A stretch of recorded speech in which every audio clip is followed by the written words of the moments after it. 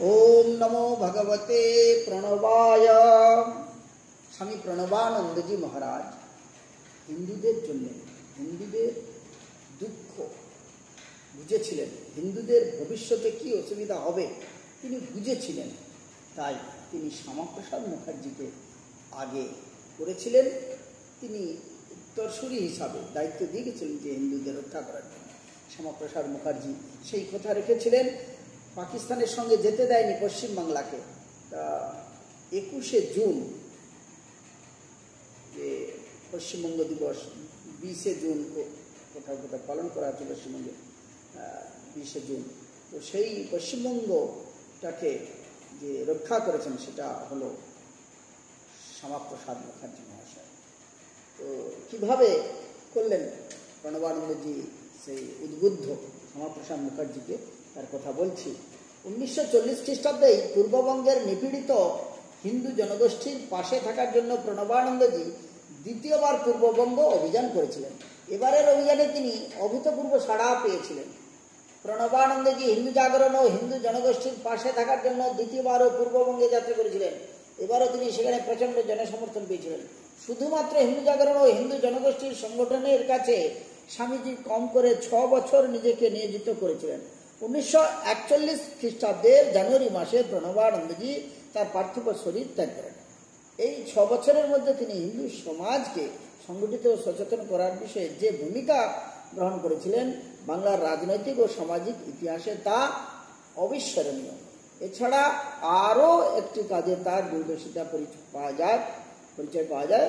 তিনি হিন্দু সমাজের ভবিষ্যৎ নেতাকে বেছে নিতে উদ্যোগী হয়েছিলেন। 1940 খ্রিস্টাব্দের আগস্ট মাসের বাংলার শ্রাবণ মাস জন্মাষ্টমীর দিনে কলকাতায় একটি হিন্দু মহাসম্মেলনের ডাক দিয়েছিলেন এবং মনে প্রাণে চেয়েছিলেন যে এই সম্মেলনের পূর্বে শ্যামাপ্রসাদ মহাশয় তার কাছে আসুন। কিন্তু শ্যামাপ্রসাদ মুখোপাধ্যায় ব্যস্ততার জন্য সম্মেলনের পূর্বে উপস্থিত হতে পারেননি। তাকে আনার জন্য পরপর 5 দিন প্রণবানন্দজি সঙ্গের সন্ন্যাসীদের পাঠিয়েছিলেন। শ্যামাপ্রসাদ মহাশয় প্রণবানন্দজিকে বলে পাঠান যে সম্মেলনের দিন অর্থাৎ জন্মাষ্টমীর দিন তিনি সম্মেলনে আসবেন। জন্মাষ্টমীর দিন তিনি এলেন। প্রণবানন্দজি তাকে সঙ্গে নিয়ে সভামঞ্চে প্রবেশ করে নিজের গলা থেকে মালা খুলে শ্যামাপ্রসাদের গলায় পরিয়ে দিলেন। সম্মেলন শেষে ধ্যান গম্ভীর গলায় বলে উঠলেন, বাঙালি হিন্দুকে নেতৃত্ব দেবার লোক আমি ঠিক করে দিলাম। প্রণবানন্দজি পার্থিব দেহ ত্যাগ করার পূর্বেই বাঙালি হিন্দুকে নেতৃত্ব প্রদান করার মতো উপযুক্ত লোককে বেছে রেখে গিয়েছিলেন। এটা প্রমাণ করে দেয় পরবর্তী ইতিহাস। মোহাম্মদ আলী জিন্নার কৌশলে তৈরি করা ফাঁদে পা গলিয়ে শরৎচন্দ্র বসু ও কিরণ শঙ্কর রায় প্রমুখরা যে সময় পাকিস্তান পরিকল্পনায় অংশগ্রহণ করতে যাচ্ছিলেন ও মুসলিম লীগের সাথে পরোক্ষভাবে হাত মিলিয়ে বৃহত্তর বাংলা গঠনের ধাপ্পাবাজিতে ভুলে গিয়ে বাঙালি হিন্দুর সর্বনাশ করতে যাচ্ছিলেন, সে সময় শ্যামাপ্রসাদ মুখার্জি মহাশয় দিব্য দৃষ্টির সাহায্যে এই বিপদের কথা বুঝতে পেরেছিলেন এবং তার একক শক্তির সাহায্যে রুখে দাঁড়ান। মোহাম্মদ আলী জিন্নার কাছে থেকে ছিনিয়ে নিয়ে আসেন সংখ্যাগরিষ্ঠ বাঙালি হিন্দুদের আবাসভূমি পশ্চিমবঙ্গ। মোহাম্মদ আলী জিন্নাই ভাগ করেছিলেন ভারতকে, আর শ্যামাপ্রসাদ ভাগ করেছিলেন জিন্নার সাধের ও স্বপ্নের পাকিস্তানকে।